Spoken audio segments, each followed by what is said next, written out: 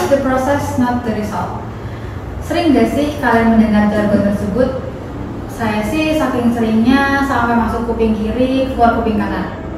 Sudah kebal dan udah nggak dipikirin lagi maksudnya apa.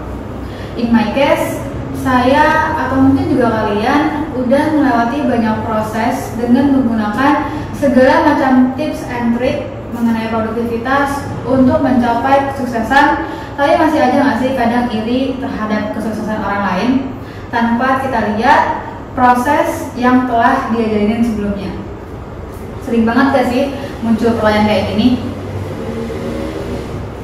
Kok dia udah sukses ya? Kok saya gini-gini aja ya? Kok dia bisa? Kok saya enggak? Nah, di saat-saat mentok inilah saya menemukan bahwa layaknya bumi yang mengalami musim panas, gugur, dingin, semi, begitu juga kehidupan. Ada musim di mana kita menabur bibit, ada musim di mana kita menuai buahnya. Ada musim kita berburu, ada musim di mana kita menjadi guru. Well, kesuksesan setiap orang itu berbeda-beda.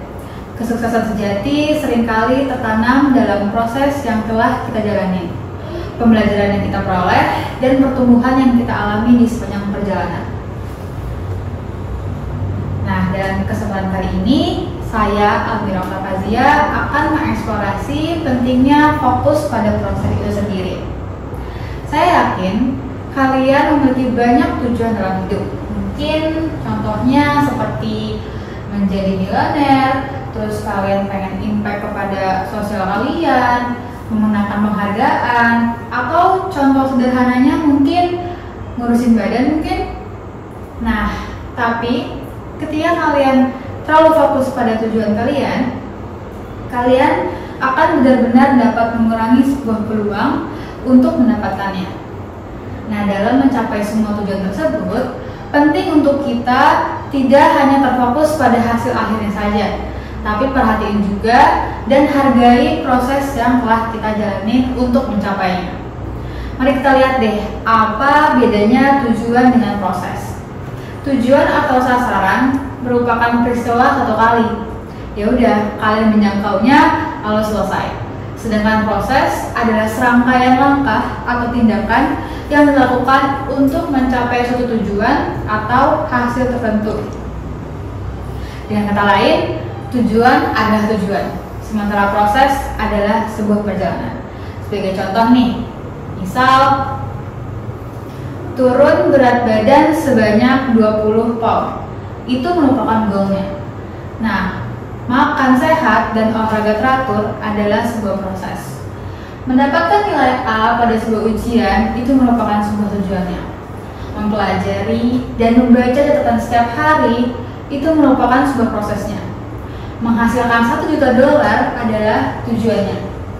Lalu mempekerjakan karyawan, menciptakan yang terbaik untuk produknya, melakukan pemasaran, itu merupakan sebuah proses.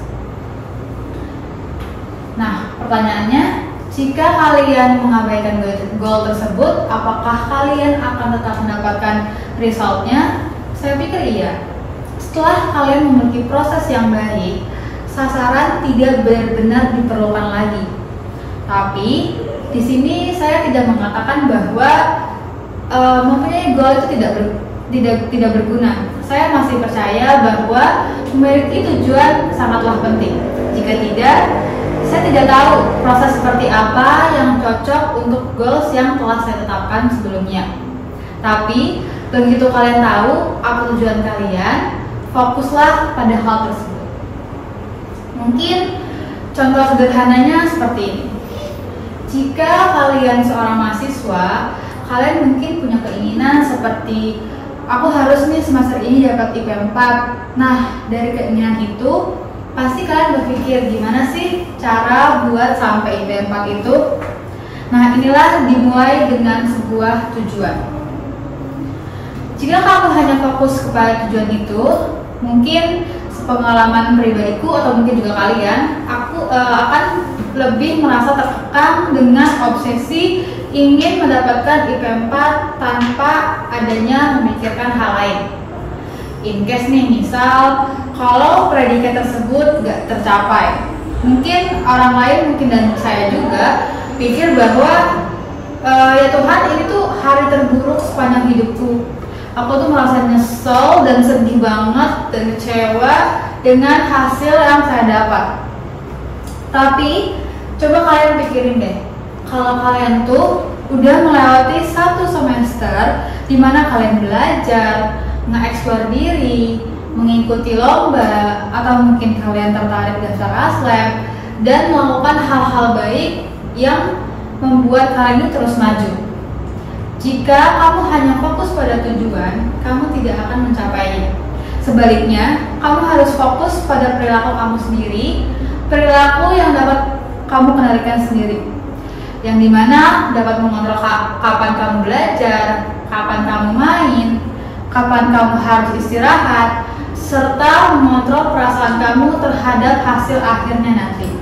Dan mungkin kalian akan berkata, aku bangga pada diriku sendiri, aku belajar lebih giat dari biasanya, dan aku bisa mengeksplor diri dari berbagai bidang.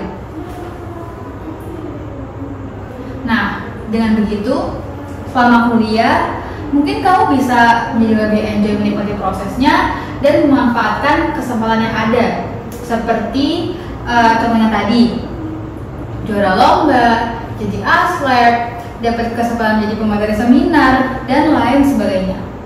Jika kamu fokus pada tujuan kamu, kamu tidak akan pernah mencapainya.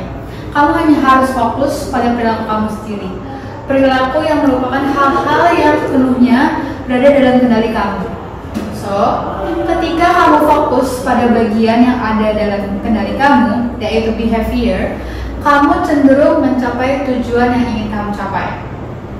Dari kejadian tadi, disimpulkan bahwa I didn't win an award, but I still have result-nya. Dengan mengabaikan goal yang terlalu spesifik dan fokus pada proses belajar itu sendiri, kita akhirnya dapat mencapai hasil yang jauh lebih memuaskan daripada yang diharapkan sebelumnya. Ini merupakan contoh bagaimana kadang dengan mengalihkan perhatian dari goal yang sangat spesifik tadi, kita masih bisa meraih hasil yang lebih memuaskan loh. Nah, pertanyaannya, do I enjoy the result-nya? Yes. Coba kalian pikirin deh, kalian punya tujuan, tapi kalian malah dapat hasil yang gak terduga. Hasil yang gak terduga tadi membuat kalian lebih happy, lebih enjoy dalam kehidupan kamu, dan percayalah bahwa focus and practice and process, your performance and goal will follow you, and you will achieve more than a goal can give you. Sekarang, mungkin kalian bertanya-tanya, bagaimana seseorang membuat sebuah proses yang baik untuk diri mereka sendiri? Karena pastinya setiap orang memiliki keadaan yang berbeda-beda. Setiap orang juga harus membuat sebuah proses yang unik dan cocok untuk diri mereka sendiri. Ada 3 langkah yang harus mereka lakukan. Yang pertama, pilih ke arah mana kalian ingin masuk. Yang kedua, ketahui cara mendapatkannya dengan mengajukan beberapa pertanyaan. Yang ketiga, eksperimen terhadap jawaban tersebut dan sesuaikan kembali. Sebagai contoh begini, dia merupakan Robert. Dia ingin menciptakan sebuah buku. Oke, berarti itu adalah arah yang akan dia tuju. Sekarang dia perlu mencari tahu bagaimana cara untuk menuju ke sana. Jadi dia bertanya pada diri sendiri, gimana ya seseorang dapat menulis buku? Lalu ia menjawab dengan sederhana, ya mereka menulis setiap hari, dan ini akan menjadi tujuan baru untuk dia, yaitu menulis. Jadi ia akan mencoba mengintegrasikan tujuan baru dalam seminggu, lalu ia identifikasikan dan evaluasi beberapa masalah yang muncul. Seperti waktu-waktu tertentu dia tuh kadang malas untuk menulis, nggak ada energi, dan lain sebagainya. Apa yang ia lakukan? Untuk mengatasi masalah energinya tadi, ia memutuskan mencoba menulis pada waktu-waktu tertentu, seperti pagi hari atau bahkan malam hari. Yang akhirnya, ia menemukan kenyamanan untuk melakukan kegiatan tersebut. Ia pun perlahan mulai berkembang, dan itu menjadi lebih baik dan lebih baik ke depannya. Walaupun tujuan awalnya adalah menulis buku, tapi dia tidak membebani dirinya dengan hal itu. Ia hanya terus fokus mengikuti proses, dan ia tahu bahwa jika ia tekun dengan prosesnya, ia akhirnya akan sampai ke tujuan yang ia inginkan. Terkadang kita ingin mengontrol banyak hal agar kita mencapai apa yang kita inginkan.